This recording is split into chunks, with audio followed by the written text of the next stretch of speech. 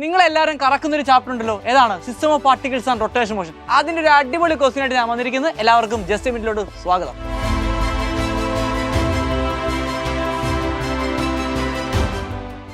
മക്കളെ, ക്വസ്റ്റ്യൻ വായിച്ചു നോക്കുക. നമ്മളോട് പറഞ്ഞിരിക്കുന്നത് ഒരു ബോഡിയുടെ ആംഗുലർ വെലോസിറ്റി ω1 നിന്നും ω2 പോവുകയാണ് എങ്കിൽ ആ ബോഡിയുടെ റേഡിയസ് ഓഫ് ഗൈറേഷന്റെ റേഷ്യോ ആണ് കണ്ടുപിടിക്കേണ്ടത്. ഏതാണ് കോൺസെപ്റ്റ് എന്നല്ലേ? Yes, law of conservation of angular momentum ആണ്. അതായത് ഇനിഷ്യൽ ആംഗുലാർ മൊമെന്റം എന്ന് പറയുന്നതും ഫൈനൽ ആംഗുലാർ മൊമെന്റവും എന്തായിരിക്കും മക്കളെ? ഈക്വൽ ആയിരിക്കും. എന്താണ് ആംഗുലാർ മൊമെന്റം ഇക്വേഷൻ? I ആണ്. അപ്പോൾ നമുക്ക് കൊടുക്കാം I1 ω1 is equal to I2 ω2. ഇനി നമുക്ക് റേഡിയസ് ഓഫ് ഗൈറേഷൻ വേണമല്ലോ.